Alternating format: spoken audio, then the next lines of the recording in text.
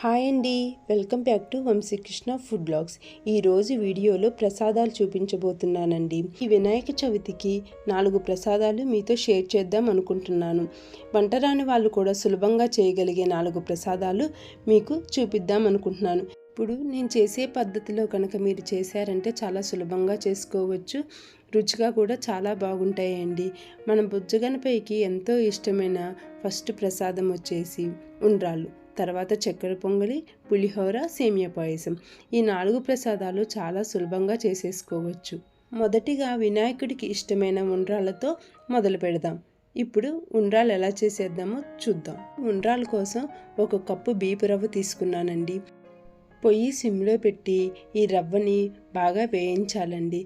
అంతా బాగా కలుపుకుంటూ వేయించాలి. అదే కనుక మనం ఒక చోటే ఉంచామంటే మాడిపోతుంది. ఇలా వేయించుకున్న తర్వాత ఒక ప్లేట్లో పక్కన తీసేసుకుందాము. ఇలా పక్కన తీసుకున్న తర్వాత మళ్ళీ స్టవ్ ఆన్ చేసుకొని గిన్నె పెట్టుకొని ఇప్పుడు 3 కప్పులు నీళ్లు పోసుకుందాం. ఈ 3 కప్పుల నీళ్లు పోసుకున్న తర్వాత కొంచెం అల్లం ముక్కలు, కొంచెం జీలకర్ర, నానబెట్టుకున్న పెసరపప్పు, నెయ్యి వేసుకుందాం. ఈ నీళ్లు మరిగిన తర్వాత, అంటే నీళ్ళు ఇప్పుడు మరగటం అంటే బబుల్స్ వస్తాయండి. ఆ బబుల్స్ వచ్చేంత వరకు నీళ్ళని మరిగించిన తర్వాత ఇప్పుడు పక్కన పెట్టుకున్న బియ్యపు రవ్వని నీళ్లు కలుపుకుంటూ ఈ రవ్వను వేసుకుందాం. రవ్వ చాలా స్లోగా వేసుకుంటూ కలుపుకుంటూ వేసుకోవాలండి. ఒకేసారి కనుక వేసేస్తే ఉండలు కట్టేస్తుంది. ఇలా కలుపుకున్న తర్వాత మూత పెట్టేసుకొని 5 నుంచి 10 నిమిషాల వరకు ఉడికిద్దాం. ఇప్పుడు చూడండి, రవ్వ చక్కగా ఉడికిపోయింది. ఇదంతా కలుపుకున్న తర్వాత ఇప్పుడు మనం స్టవ్ ఆఫ్ చేసేద్దామండి. స్టవ్ ఆఫ్ చేసేసిన తర్వాత ఈ రవ్వను మనం పక్కన పెట్టుకుందాం. చూడండి, ఇది చల్లారింది కదా, మనం చేత్తో పట్టుకున్నప్పుడు గోరువెచ్చగా ఉండాలండి. అలా గోరువెచ్చగా ఉన్నప్పుడు కొంచెం నెయ్యి వేసుకొని చేత్తో ఇలా మెదుపుకోవాలి.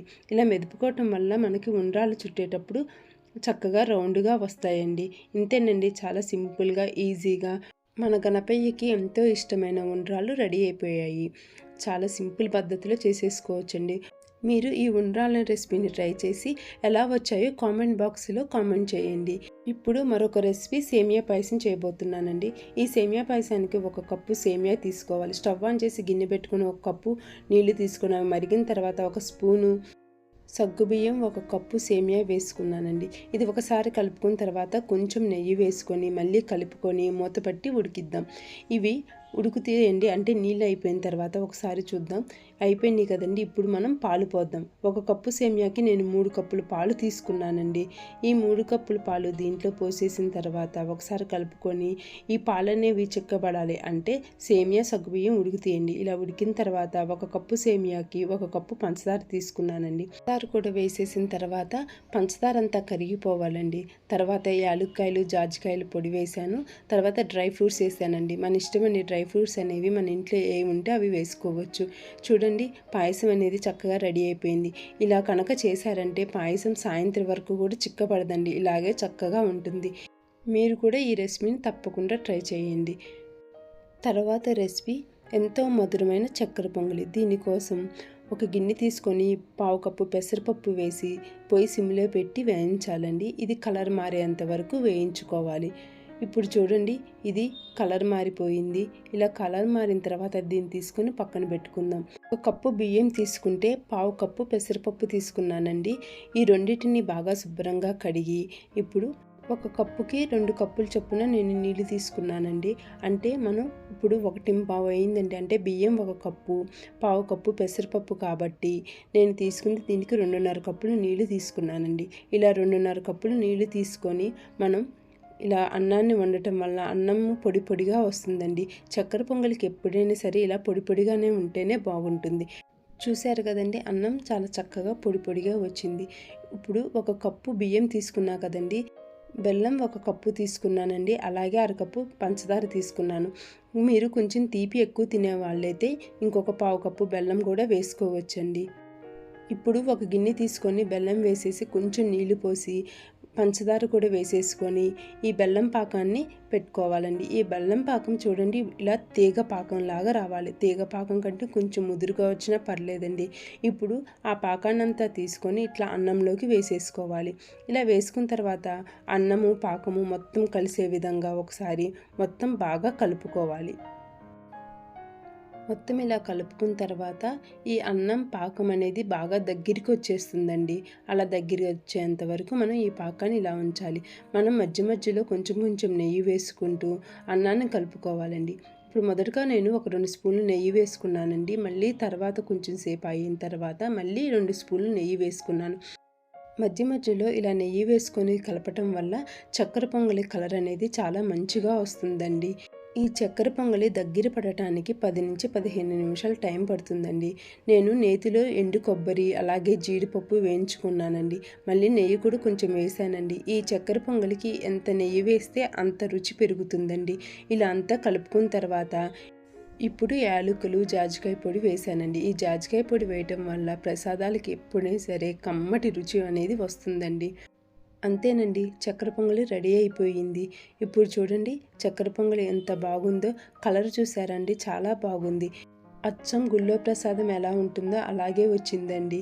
దీనికల్లా ఒకే ఒక చిన్న టిప్ ఏంటంటే పాకంలో అన్నం ఉడికేటప్పుడు కొంచెం కొంచెం నెయ్యి వేసుకొని తిప్పుతూ ఉంటే ఈ చక్కెర పొంగలికి మంచి కలర్ వస్తుందండి. మీరు కూడా ఈ రెసిపీని తప్పకుండా ట్రై చేయండి. ఇప్పుడు మనం నిమ్మకాయ పులిహోర ఎలా చేద్దామో చూసేద్దాం. దీనికోసం మనం ముందుగా అన్నం వండుకుందామండి. పులిహోరకి అట్టెసరి పెట్టనండి, ఇట్లా గంజి వార్చే విధంగానే అన్నం వండుతాను. ఇలా మనం గంజి వార్చామంటే పులిహోరకి అన్నం చక్కగా పొడి పొడిలాడుతూ వస్తుందండి. నేను నిమ్మకాయ పులిహోర ఎందుకు చూపిస్తున్నానంటే నేను ఆల్రెడీ చింతపండు పులిహోర చేశానండి మన వీడియోలో. వరలక్ష్మి వ్రతం అమ్మవారికి 9 ప్రసాదాలు చేశానండి ఆ వీడియోలో. ఇప్పుడు వీడియోలో ఒక పిక్చర్ కనిపిస్తుంది కదండి, 9 ప్రసాదాలు చేశాను కదా, అదేనండి ఈ పిక్చర్. మీకు కనుక ఈ ప్రసాదాలని చూడాలనుకుంటే డిస్క్రిప్షన్లో లింక్ ఇస్తానండి, మీరు చూసేయండి. గంజి వార్చి అన్నం వండటం వల్ల పులిహోర అనేది పొడి పొడిగా వస్తుందండి. అన్నం అయిపోయింది. అన్నాన్ని ఒక వెడల్పు దాంట్లో వేసుకున్నానండి. ఈ అన్నం మొత్తం చల్లారేలోపు ఇప్పుడు నూనె వేసుకొని శనగగింజలు పచ్చిమిరపకాయలు వేసుకుందాం. ఇది 2 నిమిషాలు వేగిన తర్వాత పచ్చిశనగపప్పు, ఆవాలు, జీలకర్ర వేసుకోవాలండి. ఇవి ఒకసారి కలుపుకున్న తర్వాత ఇప్పుడు ఎండుమిరపకాయలు వేసుకుందాం. ఇప్పుడు కొంచెం కరివేపాకు వేసుకుందాం. ఇది వేసుకున్న తర్వాత పులిహోరకి మరింత రుచి తెచ్చేది ఇంగువండి. ఇంగు కూడా వేసేసుకుందాం. తర్వాత పసుపు వేసుకుందాం. ఇదంతా ఒకసారి కలుపుకొని ఈ గింజలన్నీ వేగిన తర్వాత అన్నంలో ఈ తాలింపును కలిపేద్దామండి. ఎప్పుడైనా సరే నిమ్మకాయ పులిహోరకి అన్నం మొత్తం ఆరిపోవాలండి. అన్నం ఆరిపోయిన తర్వాతే నిమ్మకాయ రసం అనేది కలపాలి. ఇప్పుడు అన్నానికి సరిపడా ఉప్పు వేసుకొని నిమ్మకాయ రసం కూడా వేసుకొని తర్వాత ఈ తాలింపునంతా వేసుకొని మనం కలుపుకుందాం. అంతేనండి, చాలా సింపుల్గా ఈజీగా రెడీ అయిపోయింది నిమ్మకాయ పులిహోర. మనం చింతపండు పులిహోరకు కానీ నిమ్మకాయ పులిహోరకు కానీ ఇలా గంజి వార్చుకొని అన్నం వండామంటే పులిహోర అనేది పొడి పొడిగా ఉంటుందండి. అంతేనండి, ఎంతో కమ్మనైన పులిహోర రెడీ అయిపోయింది.